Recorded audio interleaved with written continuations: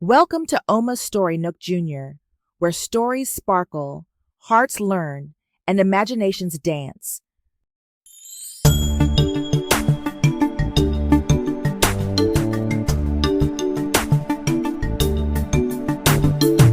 Today, a whisper travels through the trees and across the moonlit savannah.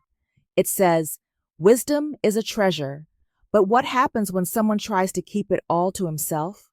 Listen closely, little stars. This is the tale of Anansi, the clever spider and the pot that promised to hold every secret in the world. In the time when stories wore fresh footprints and the sky still remembered the first sunrise, there lived Anansi, small in body, large in plans, and always ready to try a trick.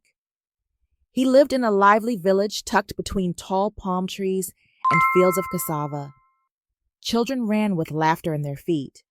Mothers pounded fufu to a rhythm older than thunder. Elders told tales beneath a baobab so wide it could hug a crowd. But Anansi? He listened with glittering eyes and thought, if only I had all the wisdom in one place, I'd be the greatest of all. Everyone would come to me. Everyone would need me. One cool evening, when moonlight brushed the paths silver, a whisper fell from the sky. Nyame, the Sky Father, was pleased with the world's songs and stories. As a blessing, he sent down a gift, a pot made from clay older than rain, smooth as a river stone, painted with symbols that glowed like fireflies. When the pot touched the earth, it sang in a voice only hearts could hear. I am the pot of wisdom. Place inside me all you learn, and I will keep it safe. Drink from me, and knowledge will rise like dawn. Anansi found it first. His 8 legs trembled. His mind fluttered like a trapped moth. Aha, he breathed. With this, I will gather every secret, every lesson, every clever thought. I will be the keeper of knowing he held the pot close, and it felt warm, as if the sun had hidden inside. At dawn, Anansi visited the elders. He bowed low, voice as sweet as ripe mango. Honored ones, share your wisdom. For the children, for the future, I will keep it safe. The elders' eyes shone. They spoke of patience and kindness, of when to plant and when to rest, of how to soothe a crying baby and how to mend a cracked pot. Every word drifted into the vessel like a golden leaf. He visited the fishermen by the river. We cast our nets where the water wrinkles, they said. Watch the wind. Follow the moon, plink, plink. He sat with the women who knew herbs like old friends. For fevers, cool the brow gently. For fear, sing a steady song, plink, plink. He watched the weavers, fingers moving like river currents. Strong cloth is patient cloth. Cross the threads with care, plink. He learned how children make games from stones, how grandmothers braid stories into hair, how a promise is a string that must not break, plink, plink, plink. All day, Anansi gathered, and the pot drank, drank, drank. By dusk, the pot felt heavy with the world's knowing. Anansi hugged it close, his mind crackling with pride. This, he whispered, is for me. I will be the only one who drinks. Anansi looked left. He looked right. He did not want curious eyes. So he scurried to a tall tree at the edge of the village, a white silk cotton tree, whose trunk rose like a pillar of moonlight. If I tie the pot to my belly and climb to the top, Anansi chuckled, no one will see me. Up there, I will drink every drop of wisdom, and every question will end at my feet.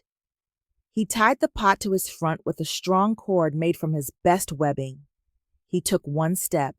The pot bumped his knees. He took a second step. The pot knocked his shins. He stumbled. He grumbled. He hissed, "You stubborn pot!" He tried again, legs bending, body wobbling. He clutched the trunk. Step, scrape, slide. The pot swung like a bell. Halfway up the tree, Anansi was panting. He was clever, but he was also tiny. His legs shook. His silk cord creaked. The pot thumped, thumped, thumped against him like a goat demanding yams. Almost there, Anansi wheezed, sweat shining like stars on his brow. I will sip at the top. I will rule the riddles of the world below. A small voice floated up with the fireflies. A child had wandered to the white silk cotton tree, a curious little one with eyes like morning. He watched Anansi struggle, legs slipping, pot swinging. Anansi, the child called kindly, why not tie the pot to your back instead? Anansi froze. His 8 legs locked like a drum. Tie it to his back? He hadn't thought of that. Not once. Not at all. For a moment, pride fizzed inside him like a hot pepper. Pride did not like to be told. Pride wanted to shout, I knew that. Pride wanted to laugh and say, that is silly. My way is best. But the child's voice was soft and bright. It held no sharp corners. On your back, the child repeated. Your legs will be free to climb. The wind paused to listen. Even the pot hummed, waiting. Anansi's mind unknotted. Slowly, he slid down. He untied the pot from his belly and fastened it to his back with the strong silk cord. He tried the first step. Smooth. He tried the second. Steady. His legs found the bark like an old friend. Up he went, faster and surer, the pot resting against him like a loyal drum. The child clapped softly and laughed, a sound like beads on a string. At the top, Anansi settled on a branch that swayed like a hammock. He reached for the pot. His heart beat like a drum calling dancers. Finally, he whispered, the world's wisdom is mine. Anansi tipped the pot to his lips. The clay smelled like rain. The first sip was sweet and cool, and it felt like the hush before a story begins. Memories and lessons rose through him. Kindness offered like water. Patience folded into cloth. The path between anger and apology. He felt bigger, brighter. He felt as if he could reach into the sky and call the stars by their secret names. He took another sip. Warmth filled his chest, then his head, then the space behind his eyes. He took another and another and another, faster now, greedy now. The pot's hum grew heavier, deeper. Down below, the little one waited. Fireflies wrote slow cursive in the air. A small owl turned its head. Up above, Anansi drank and drank until his stomach felt like a drum crowded with thunder. Wisdom is a strong drink. It asks for balance, for breath. But Anansi had hurried past balance and forgotten breath. A breeze nudged the branch. The pot tilted. Anansi clutched at it. His legs skittered. His heart leapt to his throat. Mine, he gasped, hugging the pot to his chest. All mine. The branch shivered again, as if laughing softly. Anansi slipped. The pot tore from his arms and tumbled, end over end, down through leaves and moonlight and firefly glow. It shattered. Silence opened like a door. Then, from the broken pot, something marvelous happened. Wisdom did not cling to the shards. It did not crawl into shadows to hide. It rose like mist and spread like dawn. It flowed into roots and branches, into footsteps and doorways, into kitchens and fields, and the little lines around smiling eyes. The child felt it first, a warm, brave feeling, like sunlight choosing to stay. The owl blinked, learning the quiet names of the dark. The fireflies winked in a new rhythm, a steady pattern that made the night feel less alone. Wisdom flowed into the village. Mothers paused and listened more deeply to the songs their babies sang without words. Fathers set down heavy baskets and lifted heavy worries from each other's shoulders. Children noticed when a friend stood at the edge of a game and made room, wide and easy. Anansi climbed down in a rush, clutching the shattered pieces. He felt his pride, hot and red. He felt his fear, tight and sharp. He also felt something else, like a cool cloth on a fevered brow, a gentle understanding, a path opening. He looked at the child. The child looked back, eyes steady and kind. "Your idea was better," Anansi said, voice small but honest. "I did not think of it. I did not want to listen." The child touched the broken rim of the pot. "The wisdom didn't disappear," the child said softly. "It went where it belongs." Anansi's shoulders dropped. The anger in him untied its knots and drifted away like smoke. By morning, everyone felt it. Like a new song each person already half knew. Elders smiled without needing to be the loudest voice. Children laughed and remembered to share the best mango slice. Even the dogs stopped barking at the night for no reason at all. They gathered under the great baobab. Anansi stood beside the child, not in front. He cleared his throat. "I wanted to keep wisdom," he said. "I wanted to be the only cup that could hold it. But cups can break. Wisdom is safer when it lives in many hearts." He lifted the broken pieces of the pot. In the morning light, the painted symbols glowed, just a little, as if waving goodbye.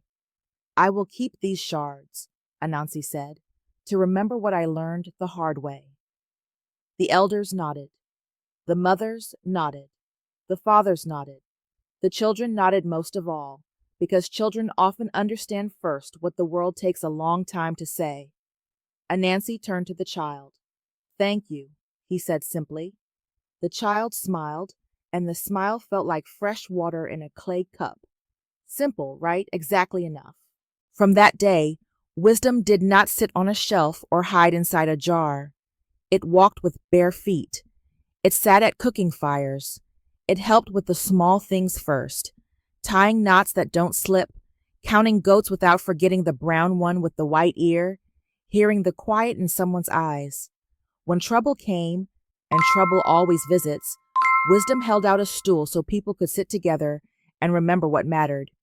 When joy came, and joy always returns, wisdom showed where to place the drums so the sound rolled like honey through the whole village. Anansi still had ideas, of course. Anansi always would, but he learned to let ideas breathe with others, to let them stretch and yawn and grow. He learned that a clever plan shines brighter when many hands polish it. Sometimes, when the moon was big and round, he climbed the silk cotton tree again. He sat in the crook of a branch and looked at the place where the pot had fallen.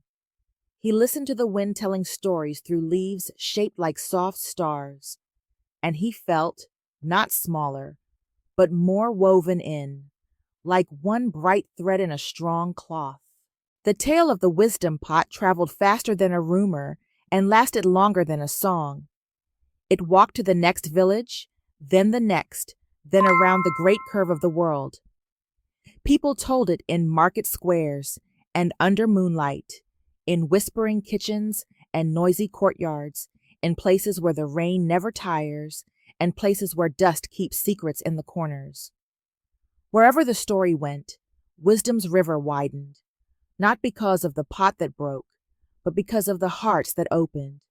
And if ever you wonder where wisdom lives, if it's trapped in a book, or sealed in a bottle, or hidden high in a tree, remember Anansi's lesson.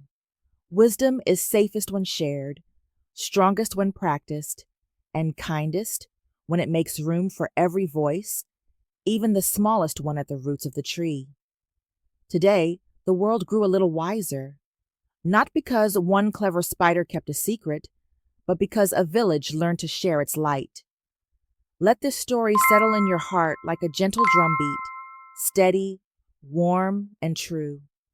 May your steps be guided by kindness, your plans shaped by patience, and your hands ready to share what you know.